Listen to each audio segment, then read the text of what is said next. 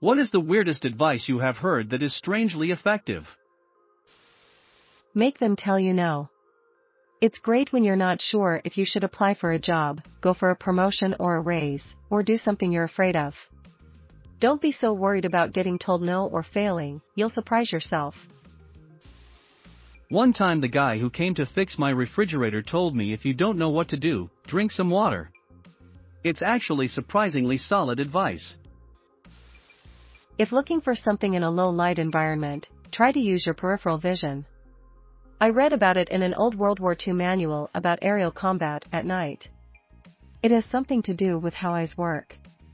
It has helped me many times over the years. For finding stuff in a darkened room or outside in a field at night, not aerial combat.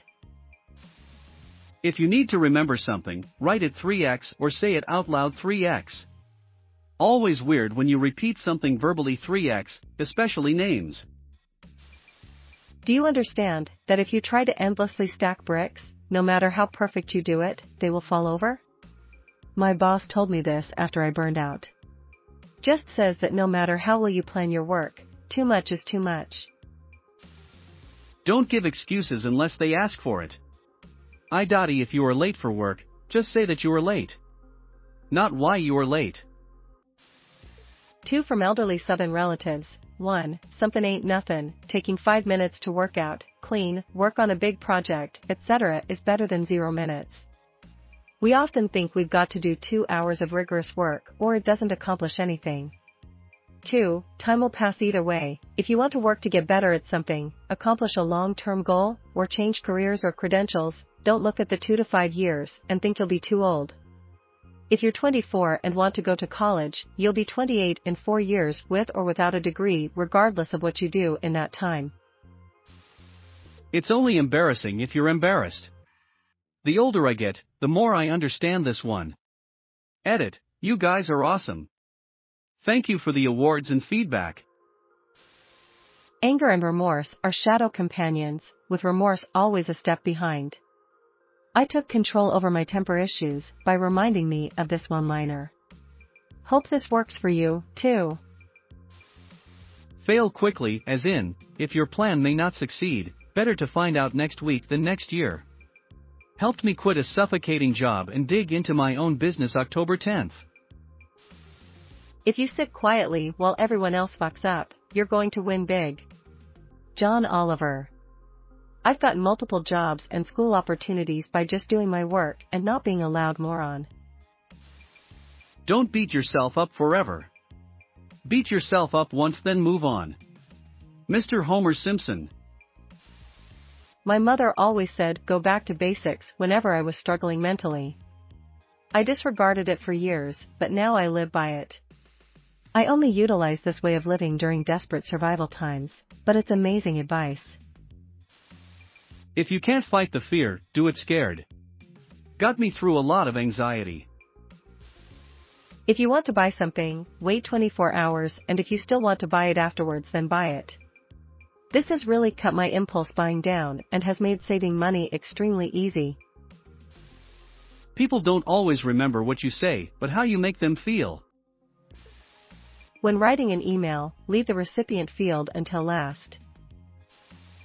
No one thinks about you as much as you do. Meaning we're all worried about people thinking about the tiniest embarrassing things we do, when no one really cares. It gave me freedom to take on more challenges and not worry about failure.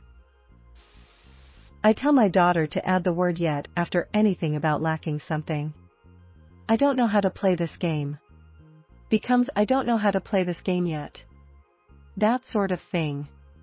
It's meant to redirect negative self-admonishment into a drive to grow and learn.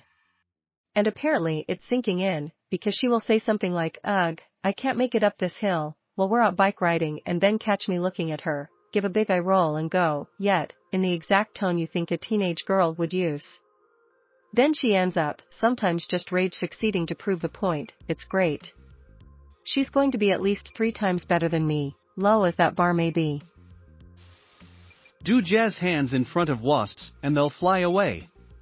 You'll look like an idiot, but it's working at it, English is not my first language, so don't be rude, don't wave your hands like a maniac, I'm talking about calm jazz hands. I learned that they'll focus on your fingertips and get confused, so they'll leave you alone. Don't kick a hive and try it, it's working for a small amount of wasps. Also, I'm from Europe, so I don't know for big S murder wasps from other countries. And no, it's not working for mosquitoes. This is one I came up with to explain my self-esteem. You can't sad your ugly away. I woke up one day after years of torment, a lot of which from myself, and realized that being upset about how I look won't make me any prettier, so I may as well just own my looks. I can fix what I can, but being upset about it ain't gonna do shit, may as well love my fugly self. Loving myself when I felt no one else would, and being happy and enjoying life despite it all, it really is the greatest revenge I could come up with. Stressed, upset, panic attack, ennui? Put an ice cube in your hand. Move it around your hand until it slowly melts. It takes about 5 minutes. Primary effect, the cold on your skin grabs your brain's attention. You stop thinking about what was stressing you out and feel present in the moment. Secondary effect, the cold cools your blood, which goes into your heart and slows down the beating. As your heartbeat slows to maintain your body heat, your lungs breathe more slowly as well. It forces you to breathe, which calms you down. After 5 minutes of this, you will feel much calmer, if slightly drippy. Rinse your cereal bowl straight away. That stuff sets like concrete. When walking among other people, there's a trick to avoid the annoying little who's gonna pass on what side dance, where both of you go left, then both go right, and then you finally pass. Pick a direction and aim your face towards your intended direction, like look to the left or right of them, clearly turning your head in a single direction. This is a clear signal to people so there's no confusion as to which way you want to pass them. I haven't had that annoying dance since. For all my ADHDers or other who struggle with executive function, do chores while waiting. Have something in the oven? Let's see how much laundry you can fold before the timer goes off. Microwave? I bet you can empty the dishwasher in 90 seconds. On a phone call? Pop in those earbuds and let's tidy while we talk. I get so hung up on waiting mode trademark, and the novelty of trying to accomplish a small task during that interim feels a bit like a deadline pressure, which is basically the only thing that motivates me. Tricking my brain into a mini productive panic is startlingly effective. There was a guy I met at a family-friendly pub once. He was busking, and he had a straw sun hat and mismatched socks. He chatted to my family and came to learn I was deaf and wrote me a letter that says, "Sometimes it's better to be deaf, because the world isn't listening." And for some reason that's always stuck with me. My wife changed my world a while back when dealing with a bad attitude from my son. She simply asked, "What do you think is going to come from this?" I apply that to most things I do now.